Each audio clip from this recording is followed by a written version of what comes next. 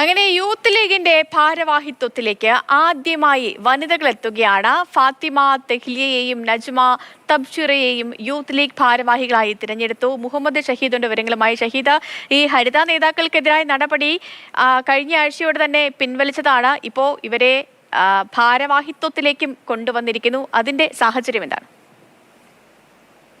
Sethu, youth ലീഗിന്റെ ചരിത്രത്തിൽ ആദ്യമായാണ് ഒരു ഭാരവാഹിത്വത്തിലേക്ക് വനിതകളെ കൊണ്ടുവന്നുള്ളൊരു തീരുമാനമെടുത്തിരിക്കുന്നത്. അതിപ്പോൾ സൂചിപ്പിച്ചതുപോലെ ഹരിത വിവാദ കാലത്ത് നടപടി നേരിട്ട MSF-ന്റെയും ഒക്കെ ഹരിതയുടെയും ഒക്കെ വനിതാ നേതാക്കളെ തെരഞ്ഞെടുപ്പിന് മുമ്പ് പാർട്ടിയിൽ തിരിച്ചെടുക്കാൻ തീരുമാനിച്ചിരുന്നു. ഇപ്പോൾ തെരഞ്ഞെടുപ്പിന് ശേഷമാണ് ഇവരെ നേതൃപദവിയിലേക്ക് കൊണ്ടുവന്നിരിക്കുന്നത്.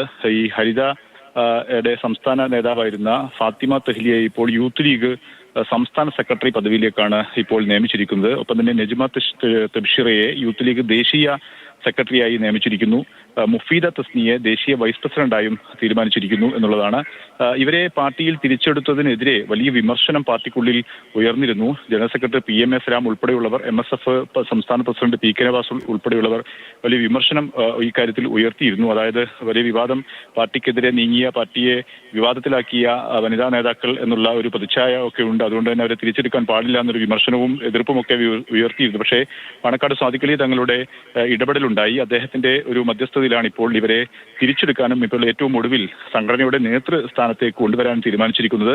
ആ തീരുമാനം തന്നെ ഒരു ചരിത്രപരമായ ഒരു തീരുമാനത്തിലേക്ക് വന്നു. അതായത് വനിതകളെ ഇപ്പോൾ യൂത്ത് ലീഗിന്റെ ദേശീയ ഭാരവാഹിത്വത്തിലേക്കും സംസ്ഥാന ഭാരവാഹിത്വത്തിലേക്കും കൊണ്ടുവന്നിരിക്കുന്നു. യൂത്ത് ലീഗിന്റെ ഭാരവാഹിത്വത്തിലേക്ക് വനിതകളെ കൊണ്ടുവരാൻ വേണ്ടി നേരത്തെ തന്നെ സംഘടനയുടെ ഭരണഘടനാ ഭേദഗതി ഉണ്ടായിരുന്നു. പക്ഷേ അത് പല കാരണങ്ങൾ കൊണ്ടും നടപ്പാക്കപ്പെടാതെ പോവുകയായിരുന്നു. ആ തീരുമാനം കൂടിയാണ് ഇപ്പോൾ ഇവരെ തിരിച്ചെടുത്തതിലൂടെ ഇപ്പോൾ നടപ്പാക്കപ്പെട്ടിരിക്കുന്നത്.